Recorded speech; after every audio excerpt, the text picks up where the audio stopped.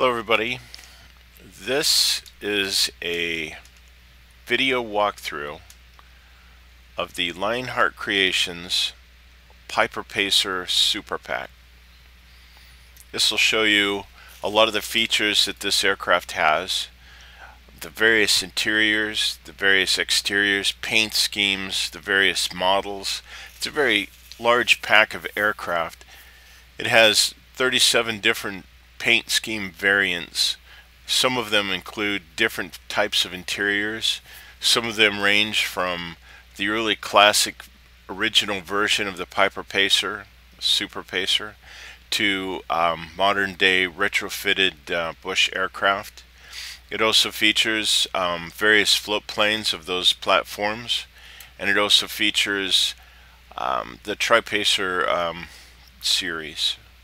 So let's get with it. One of the first things I'd like to cover, and we'll start with the original early version model of the Piper Pacer. This is the first platform. Now first off, she's been modified from a 145 horsepower engine to a 160 horsepower engine. So she's going to fly slightly faster than the old originals, the originals that are straight out of the factory. A lot of people put larger engines in them, and this is what this is depicting in this package by Lionheart Creations, is a slightly modified base version for their classic series. And we'll start off with the detail. As you can see on the wings are 3D modeled with the fabric ribbing. You can just see up there, I'll get rid of that.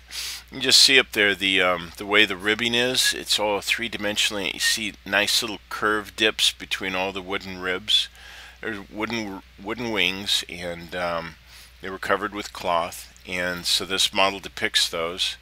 You had excuse me, sheet metal covers over the fuel tanks, the upper wing tanks, and you would that gave you access to the tanks in case they started to leak or something, or they needed to be replaced. You take those panels off, and you could take the tanks out, repair them, replace them, retrofit them, put in larger tanks, etc. And let's see, you'll see little neat riggings on the flight controls, and those are all replicated in the model. You notice a little tail wheel has all of its springs and linkages and levers working. This little slot here in the fuselage, just ahead of the elevator, the leading edge of the elevator, you'll notice that is part of your wing trim. And if I adjust the trim for down trim, you'll notice that the entire front surface of the elevator moves up. And if I give her down trim, that it also will travel, up trim. The entire elevator simply travels downward on that slot, and that's how they trim the aircraft for up and down. Was they move that entire front elevator surface. So that's been replicated in the aircraft as well. So this one features flaps, and everything is nicely detailed.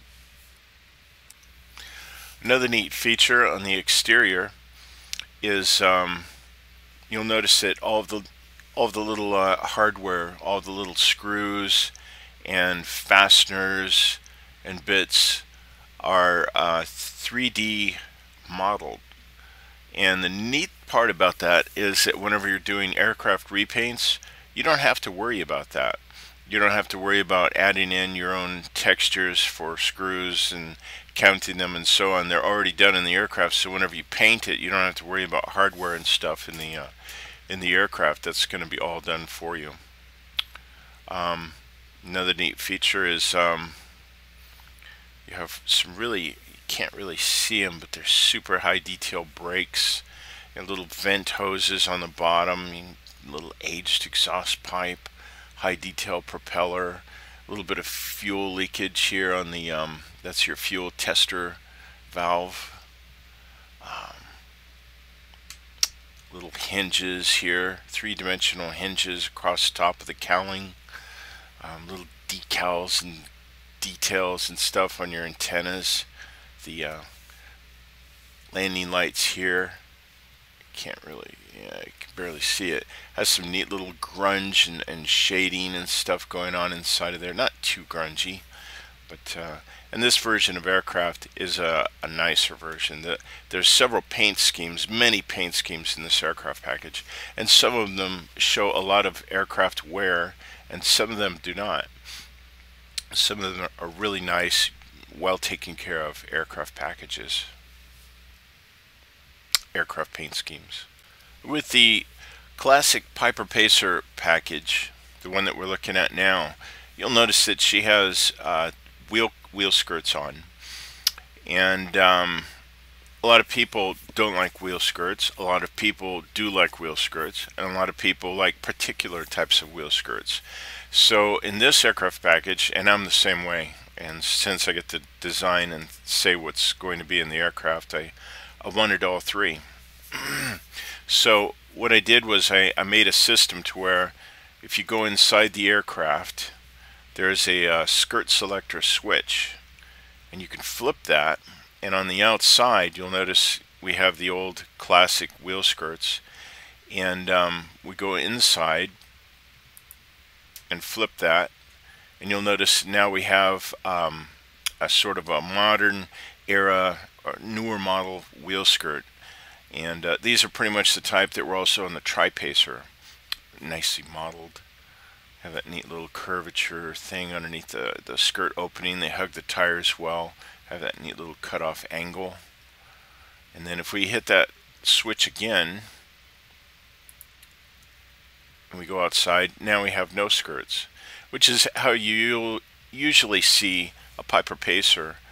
Is a lot of times, if it's not really decked out and restored, she'll have the skirts off. She won't usually always have skirts. So, and I think it looks really neat. You know, it gives the aircraft a nice rugged look, you know, like a Piper J3. You never see Piper J3s with wheel skirts, and these were a nice little rugged airplane and featured the same sort of appearance. They were rugged. They were a nice plane that you could land out in a field. And anyway, let's go back to those early skirts. I want to show you something here. These are kind of neat in that first off, they have a neat little vintage chrome strip on there, and you don't have to worry about that when you repaint the aircraft.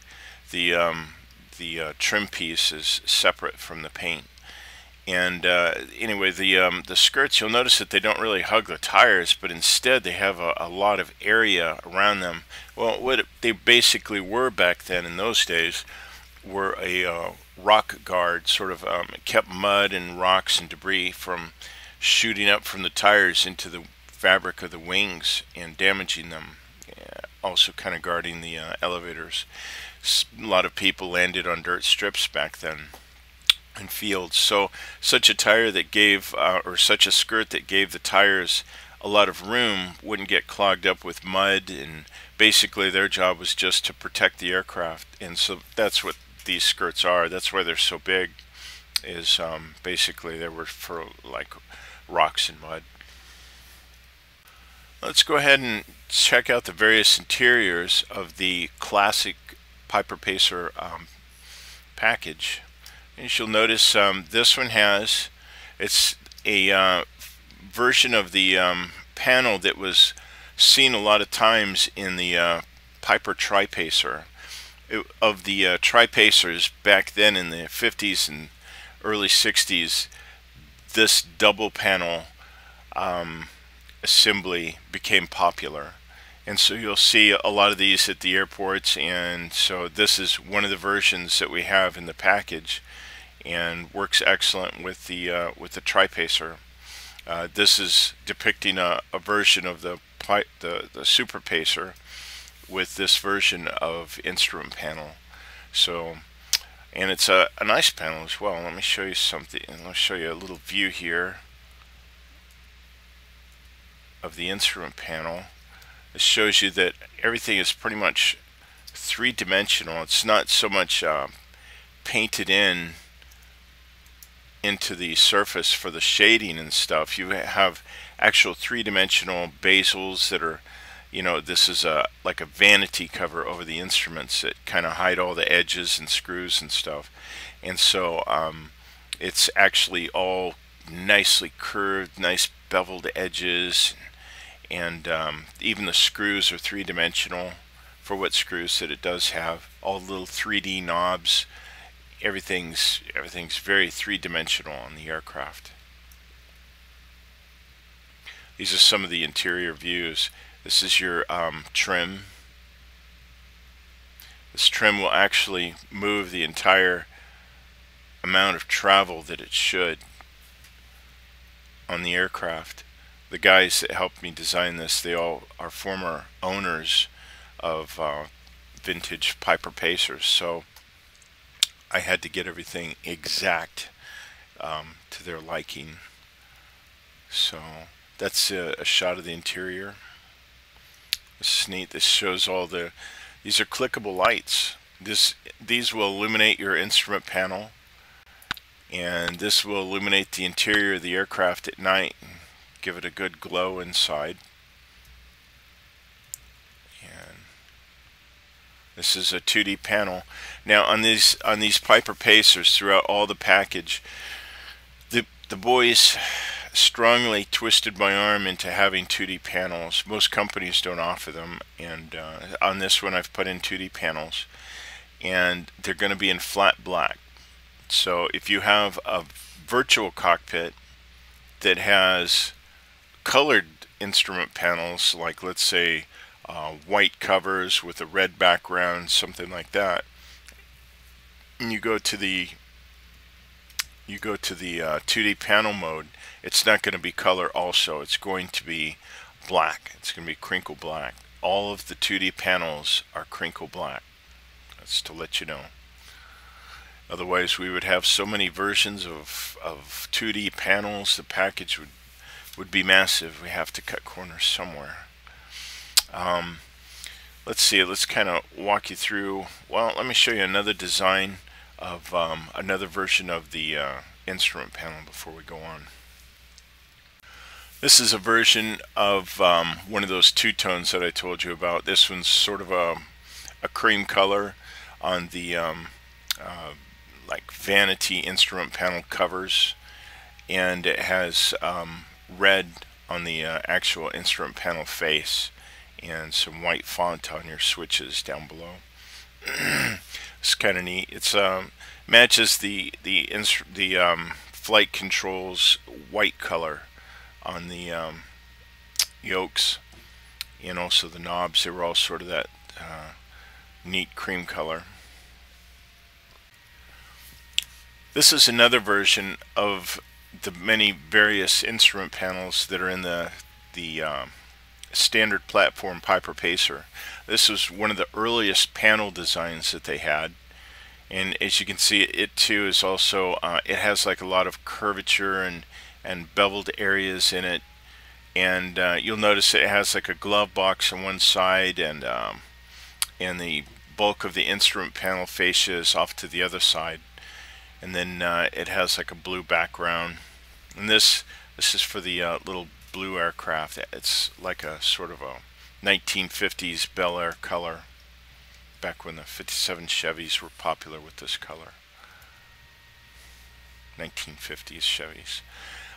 Anyway, this shows you you know, one of the different variants. It's a lot of different panels and interiors in this aircraft package.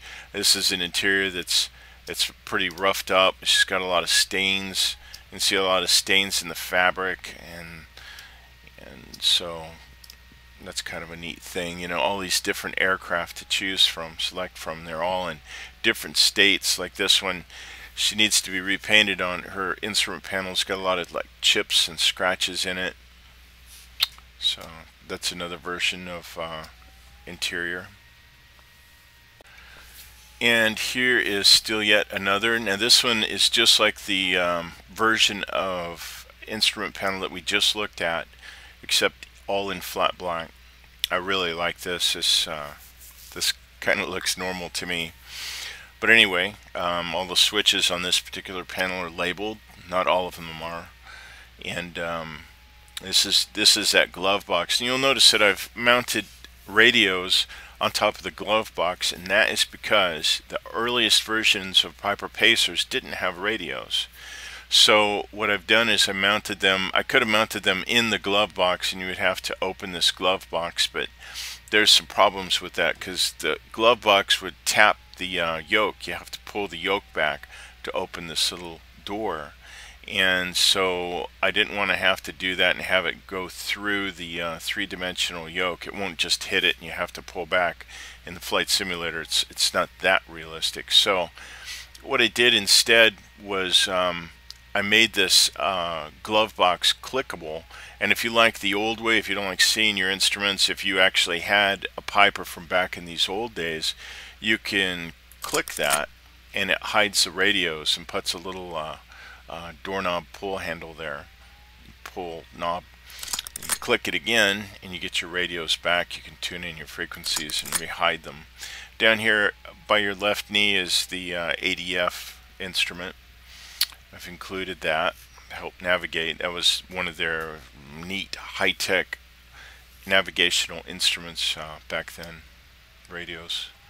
On the instrument panel, I put a semi-modern Piper Pacer fuel tank fuel gauge in there. And so the vintage ones didn't. I think that they actually had fuel level readouts up here, and so you would go up here for your readouts of your fuel tank levels, but I wanted one mounted in the panel. I think that looks a lot better. And this is the infamous dual oil pressure, oil temperature Piper gauge right there. And you'll notice these all have that radium World War II ink appearance on the gauges, or they're vintage from that era. This is the outside of that aircraft that has that flat black interior panel. Just wanted to show you. This is one of the versions of Pipers that give you a really nice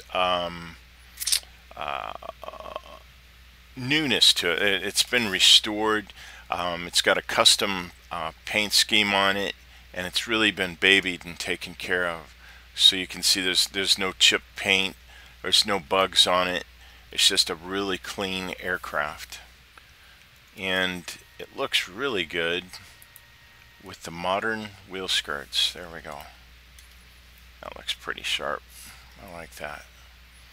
So you know, this goes to show you, you have so many different types of Piper Pacers. Just the classic package alone, from beat up, weathered, untaken care of aircraft to very beautiful, restored, babied, cherished Piper Pacers that have been just totally redone, featuring neat little wheel skirts and new fonts on the cowling, and it's just it's neat to have a lot of what would you call it, additions or features for the aircraft. You get a lot for your money. Okay, so now what I'd like to show you in this massive aircraft package is the bush plane version of the Super Pacer. What this is a modified modern day version of what you would find in an aircraft that's doing bush plane runs in Alaska, in the territories of the mountain territories of Canada. This would be a really nice modified Piper Pacer. She has a 180 horsepower engine. She has these little, on the leading edge of the wings, you can see that it's been fitted with Vortis, I don't know if they're called Vortis generators. What they do is they dirty up the wind as it goes across the top of the wing, and it adds drag. and what that does is it produces an increased amount of lift, and so the aircraft is then able to fly at slightly slower speeds when coming in on approaches. Your stall speed is going to be lowered somewhat, slightly. Every little bit counts. Another thing is she's equipped with big Tundra tires, and you'll notice they appear to be sitting in the ground, and what it is they're not fully inflated, so they're sort of sitting. They have a big flat spot in the tire where it's on the ground because it doesn't have a high amount of pressure in the tires, and that's so that it can drive over rocks and things, and it won't flip the airplane up in the air. It'll just ride over the various rocks and stuff. That's a couple of features on the exterior. Let's go inside and I'll show you the instrument panel. And as you can see, this one's been fitted with a modern day panel. They've gone to one of those companies that create instrument panels for aircraft, modern day, vintage aircraft, and so it's been retrofitted with modern day instrumentation. She still has those versions of radios that were in the other aircraft, but your instruments are all updated to really nice new versions. I don't think I showed you this on the other versions of Pipers, but you see how your yokes kind of block some of the switches and knobs and things. Well, if you click this bearing carrier, the bearing that carries the shaft for the yokes, if you click those, it'll hide your yokes. So you can get those out of the way. You can go through your startup sequences, flipping on your switches and powering out, and then you can bring these back out and you'll have those in your view, and you'll be able to have a nice little realistic flight in Flight Simulator. So anyway, now one of the things I wanted to point out on the Piper Pacer package is on this version with a modern panel, the aircraft has a battery and avionics switch. Okay. Now let me show you the other version of panel. Now here we have the Tri-Pacer style panel, and you'll notice that there is no avionics excuse me, there's no avionics or battery switch. All you have is your lights, your dome light, your panel switch, and that's it. Carburetor, heat, skirt selector, and that's it. So the only way that you powered down the battery and the avionics back then in a classic Piper Pacer was you turned off the ignition switch. It's the same as a car. In cars today, even today, here in the future, we do not have switches for your cruise control, which is like a form of autopilot. We do not have switches for your radio system, DVD, and all that. Everything's tied into just your ignition switch, and that's the way it was with the Piper Pacers back in the old days. So now, if you were to use a pre-made cold and dark state unrunning aircraft save point that you created with another aircraft, and you purchased the Piper Pacer, and you went into that saved cold and dark state with the other plane and switched into the Piper Pacer, 10 to 1, I'll bet you $1, you won't be able to start this because this has no avionics or battery switch in it.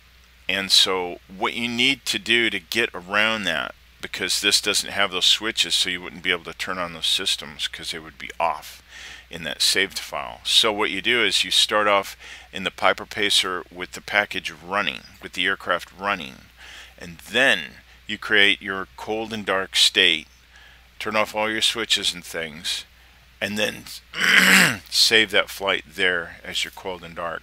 And that way you're not going to have problems starting up the aircraft, because you will otherwise. Another couple of neat features I wanted to show you on both the classics and the bush plane is this thing, this knob that's hanging down underneath the underneath the instrument panel, that is your parking brake. It's actually a handbrake, and on the earliest versions of Piper Pacer, you didn't have toe brakes. You can see this aircraft version does have toe brakes. They all have toe brakes. But in the earliest models of the actual Piper Pacers, they had no toe brakes. You just had regular pedals, and you used this to brake the aircraft, to apply brakes, that is. And so you would, as you were landing and you're on the runway and you're slowing down, you pull back on this, and that helps you to slow down. That is your brakes.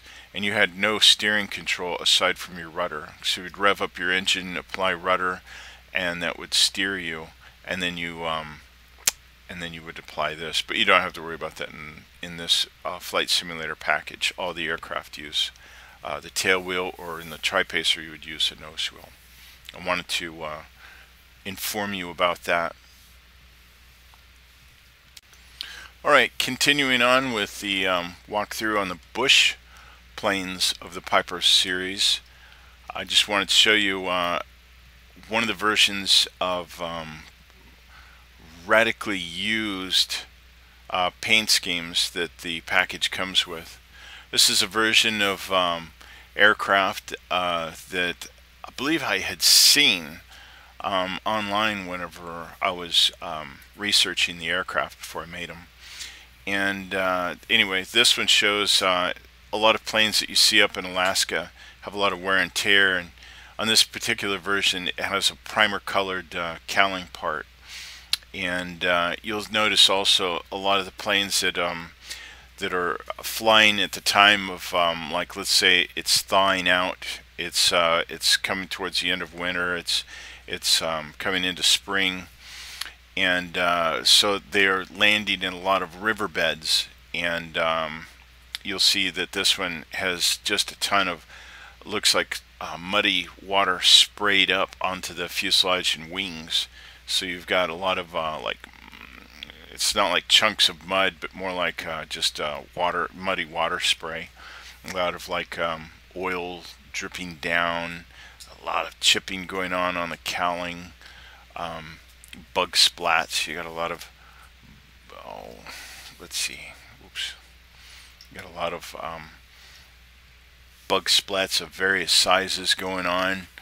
You've got honeybees, you've got butterflies and gigantic mosquitoes, and it's just seen better days.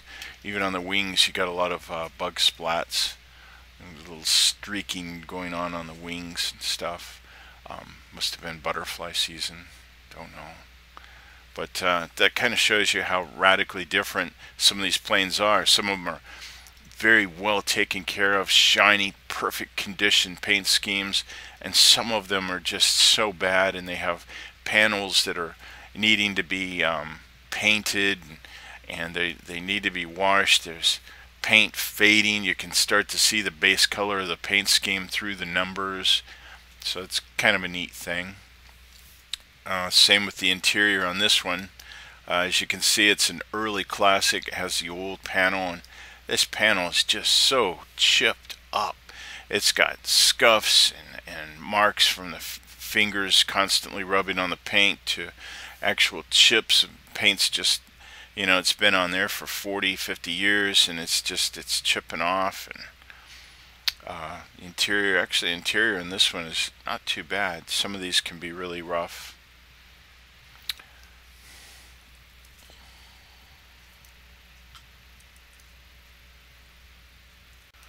This is another neat feature I'd like to show you. On these aircraft, a lot of people like to play. They like to, how would you say, with like bush flying, you like to run cargo, fly cargo. And so I kind of like that myself. And so I wanted to include a version where you could load your Piper Pacer up with cargo. So if you notice, there's like a wallet on the seat. You click that, and your plane fills up with cargo. Got some old Land Rover parts and airmail, got apples and books and some a care package, and so that's kind of a neat thing. To get rid of the cargo, you click it again. That's a nice feature. Here's another neat feature for these aircraft that I wanted to put into the planes, and I'll kind of fill you in on why I did all of this. You'll notice that the windows have a little bit of reflection. You can see like a little bit of the instrument panel on, normal like interior window reflections that you would have. By the way, these windows open. There were several versions of windows that that the aircraft came with. One had like a little flip open vent, and it caused ram air to come in through the little vent, and it would keep you cool, and that was nice. And then they had other versions. I think one was just all sealed up. I think some versions popped open from the bottom, and then there was the slider version, and that's the version that I went with on these aircraft. And to open them, all you do is you mouse grab it and slide it open. It has a neat little handle that's been glued on, plexi grip handle that's glued on there. Anyway, but now on this window right here, you can kind of see that there's quite a difference between being able to see outside and with this plexi here, and it's like that in reality. If you get in your car and you roll the window halfway down, you'll notice that there's a lot of reflection and discoloration that goes on. Not so much discoloration, but a lot of reflections and light coming off of the plexi. This is being filmed in Prepar3D, and they have really nice shading and stuff that occurs even on plexi. You'll notice that there's a shadow on the plexiglass from the sunlight, and the shade of the interior at the ceiling. So you can see that Prepar3D, they replicate that pretty well. But you also see that the glass is not super transparent. Well, I used to get a lot of complaints from people that the plexiglass on the inside was too dark or too visible, and then other people claim that so I would make the plexi more visible. So people would complain, well, now it looks like it has no windows on the inside because it's too invisible, and it's like you can't win.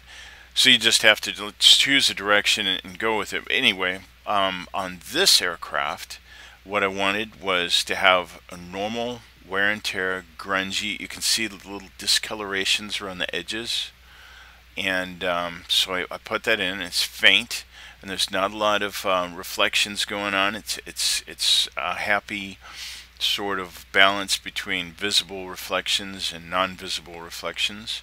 And if you looked really carefully, you could see that you can't really see it with this blue sky, but there's little bug splats and things going on in the windows. You can just barely see those. And anyway, so what I wanted was to be able to have dirty plexi and clean plexi and regular wear and tear plexi. And so what you have is I created a system where you could either click on the windscreen. It was originally where you had to click on this little pink bottle of plexi cleaner, and it would change your windows. And I added the clickability of the front windscreen as well. So you click one of those two one time, and it goes from the default regular plexi to really dirty, grungy bush plane plexi. You've got big bee splats and butterfly splats and giant mosquitoes and all different kinds of bugs. You got a little bit of grease streaking up. Evidently a lot of oil shot out the cowling, and it hit the windshield, and it's slowly dripping up the windshield, the plexi from the wind. And so you have this really grungy, dirty plexi. And then if you click it again, you have almost invisible. You can still see just a tiny bit of reflection, but you still have this. And this might be a Prepar3D thing, the visible plexi, but you can still see just a very minute amount of reflection built into the plexi. and so I wanted to show you that. And continuing on with the walkthrough on the bush plane versions of the Piper Pacers, I wanted to show you some of the paint schemes. This is one that has a custom modern paint scheme, and it has a the modern layout of a custom instrument panel, but not in carbon fiber. This one's in flat black. It's aluminum, and this one has an early vintage stock red and white cloth interior. This one is a paint scheme and or airframe version of bush plane. This is a baby that isn't quite fully modernized and has an old version like Tri-Pacer era instrument panel, all in flat black, and this one's been cared for. The exterior, you'll see, isn't like covered with bugs. She's not chipped up. She's well taken care of. The paint scheme is excellent, and the instrument panel, there's no chips in it, no scratches. She's in really nice shape. She's been babied. She's been well taken care of. Oh, by the way, this is a neat feature. If you like the early Piper Pacers had an air horn Venturi thing on the sides, and if you like those things, you can click this there's a hidden switch in this microphone headphone jack. You click that and go outside, and you now have that neat little airflow Venturi gadget gizmo. I don't know the full story on those. I was told they were an auxiliary airspeed indicator, but these have pitot tubes up here, so I really don't know exactly what they are. It doesn't sound very professional of me, I know, but I like to have the option of having those. So if you like them, if you used to own a Piper Pacer and it had that, you can turn it on. You can make it active. So that's a neat little thing. You just click on this end headphone jack, and that will show up. And here is still yet another one of the bush paint schemes. And on this one, you can see that it's pretty much chipped up. It's got a new paint scheme. This is one of the actual paint schemes that I found online that's out there, and I liked it. It looks actually like it was painted in the 1970s from the selections of colors there. But anyway, so she's got a lot of chippage, and she has bug splats, and but she's not too dirty. She still has some she's landed in a couple of riverbeds and sprayed up some mud on the wings. The fuselage is still pretty clean, and on the inside it has brown and cream colored cloth interior. This one's been retrofitted with a carbon fiber instrument panel, and so she's looking pretty good. And that's that one. And what I think I'll do now is show you the Piper Tri-Pacers. And here we are with the Piper Tri-Pacer, and basically it's nearly an identical airframe to the classic platform, except that they have like a flat scoop oil cooler in the front of the cowling, and they have a larger scoop below that. And I believe what that did was it acted as like a cover for the added framework. The early version Piper Pacers that were tail draggers, they only had a frame in the front that held the engine, an engine mount frame. With a tricycle landing gear, you have to have a framework inside that cowling that will carry the suspension and support the nose wheel. So I believe that's probably what that scoop was also probably doing, was acting as a cover for some of the suspension stuff and framework that was underneath that cowling. Anyway, so that's one of the paint schemes of the Tri-Pacers. The Tri-Pacers all have sort of the vintage factory looking paint schemes, and neat little planes. Everything functions on them. This one is a nicer paint scheme. You can see the wings are glossy. You can see some reflections going on. The paint is not chipped. It's all very clean. It's been well taken care of. And with the Tri-Pacers, a lot of Tri-Pacers that are excellently restored, they'll have the factory wheel skirts on them. They had factory skirts. So let's just go inside, and we'll flip that skirt selector. You'll notice that the bush planes do not have a skirt selector, and that's because they didn't have skirts that big for those giant Tundra tires. We'll go back outside. Now we have some really nice wheel skirts. And you'll notice that the front wheel skirt isn't pointed like the back main gear wheel skirts, and that is because that propeller came really close to the front of that wheel skirt, and so they rounded them off on the nose skirt so that it didn't come too close to the prop. You hit a big bump, and that skirt comes up, and it's right next to the prop disc. You don't want anything bad to happen to that. So that's why that is shaped the way that it is. And so anyway, that is the Piper Pacer, and show you a couple of different paint schemes on that.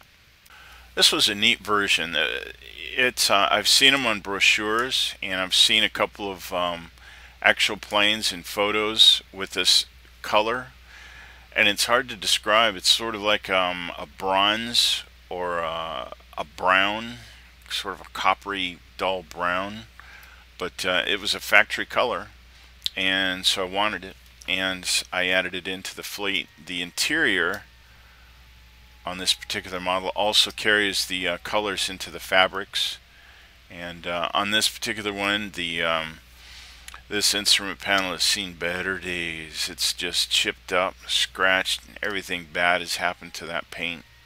You can see how bad the chipping is going on, and it's just a lot of wear and tear.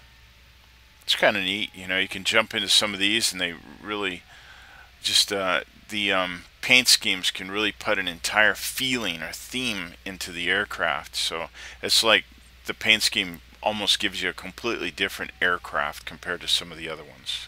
So I think that's kind of neat. Anyway, that's that one. This is that Bel Air color. This paint scheme is in this series as well.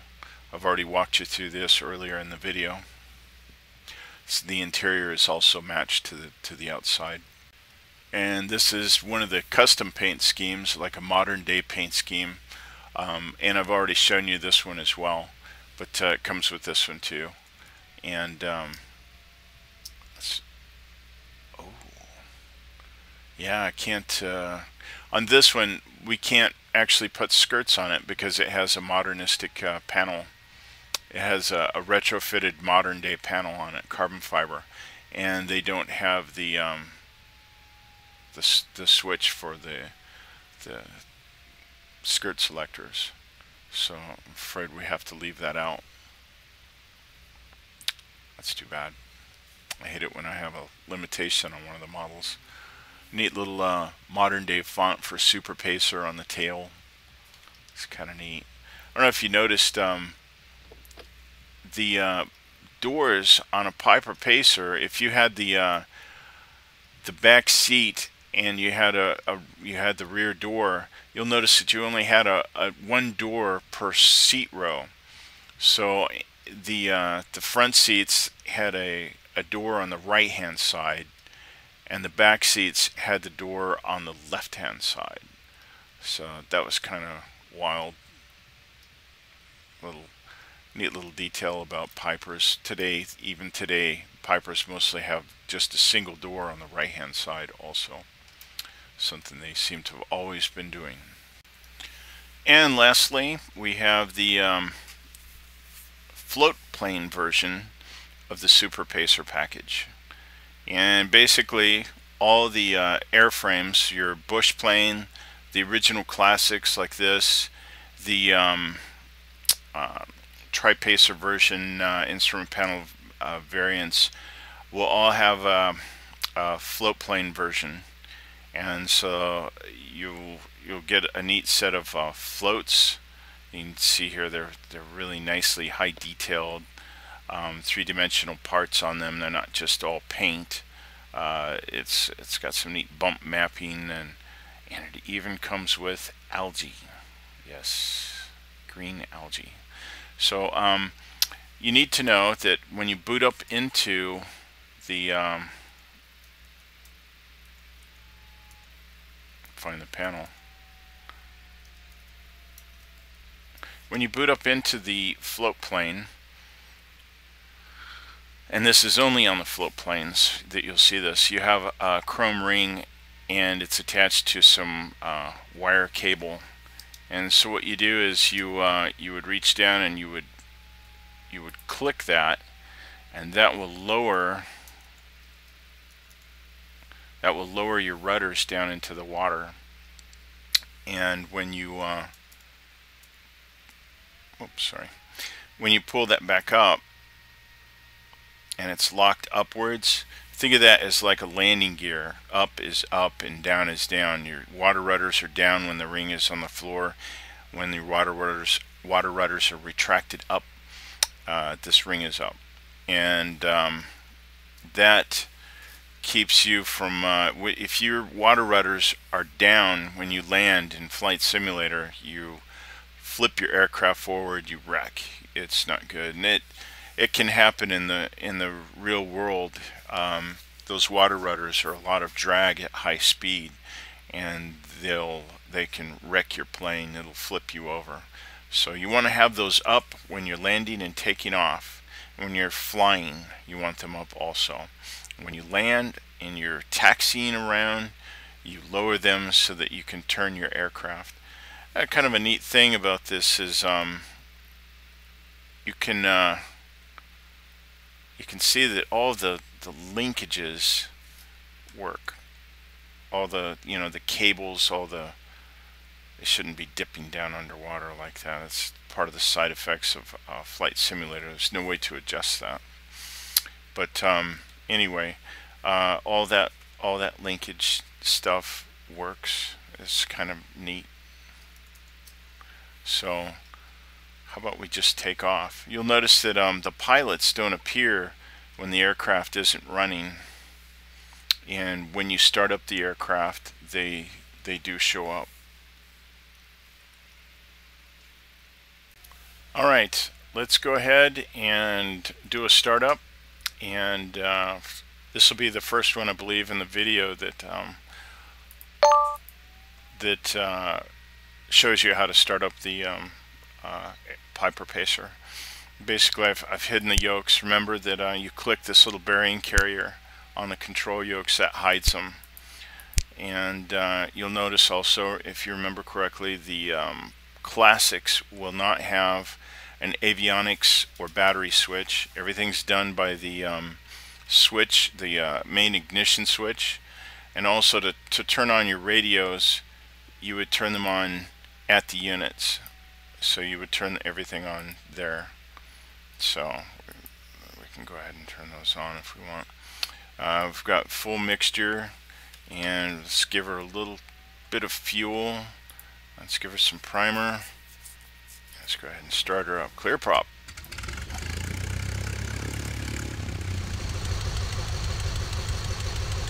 Now we have our water rudder up, which is correct. And let's give her one notch of flaps. Your flap handle is down here. Let's go one notch of flaps. Think of it as an emergency brake. Your flaps kind of slow you down, so if that's up a little bit, you know that your flaps are active. And let's go ahead and take off. You'll notice that the pilot has appeared since we started the engine, and that happens, it's part of the special effects of the package. Your pilot is visible only when the engine's running. You'll notice he's got like an old shirt on. A lot of the shirts on the pilots are from the 1950s. I found some photos of men's shirts, rather, that are from back in that era.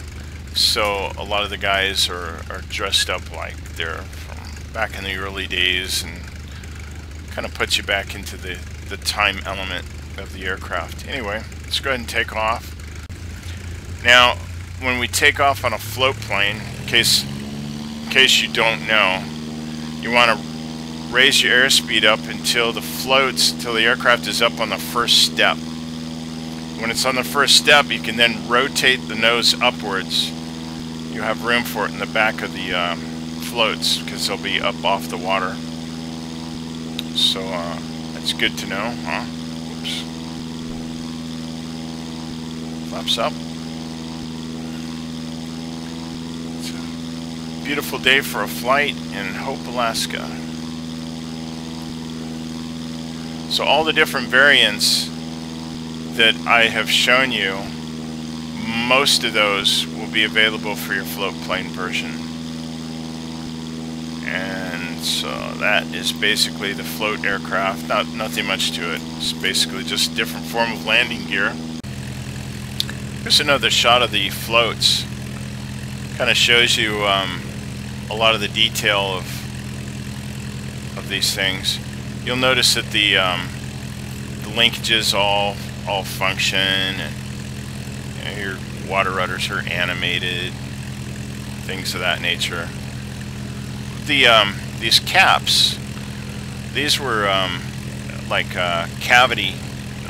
There's cavities inside of these floats, so if you land too hard or you hit a rock that's just under the surface and you damage one of the floats and it starts leaking, it'll only leak in the areas that are broken, so all the other cells will stay sealed. But as you continue to land and you have rough landings, some of the areas of these floats will form leaks, and so they have these big access caps, and you would pop them off and look inside, and if they have bilge water buildup, you put a little water pump down in there and you pump the water out. So you would when your floats are starting to look like they're low in the water, you would go through and check your cavities and make sure that they're all free of bilge water. That's what those little caps are. Of course, the little black areas are your step zones when you're walking on it. Good to know information. Here's another little bit of information. You'll notice that there's no autopilot, and I haven't hidden anything in the panel that activates any autopilots. But if you know your keyboard controls, you can actually activate autopilot from hitting Z and Control Z. Z, Control Z, and you've locked your altitude. It's now on. I've just done it on the keyboard. You can't see it. And if you do Control H, that'll lock your heading. So now your heading is locked straight ahead. The autopilot does that little turn in Flight Simulator when it activates. Whenever it comes online, it kind of turns like that. So autopilot is now on, and if you hit Z key again, Z is your autopilot on off. So if you hit that again, you hear that beep, and you know the autopilot's off. So if you like to look around and you're enjoying the sights and you want autopilot on, you just hit the Z key and then Control Z and Control H, and you've locked your heading and you've locked your altitude. And to turn it back off, then you just hit Z key again. It's also good for trimming up your aircraft. If you're lazy and don't want to trim your plane, then you just hit Z key and Control Z, Control H, and that'll trim you up and get you flying straight. It's kind of good to know. That pretty much does it. That's the Super Pacer Super Pack, Piper Pacer Super Pack. And that concludes the walkthrough on this video. So, hope you enjoyed it.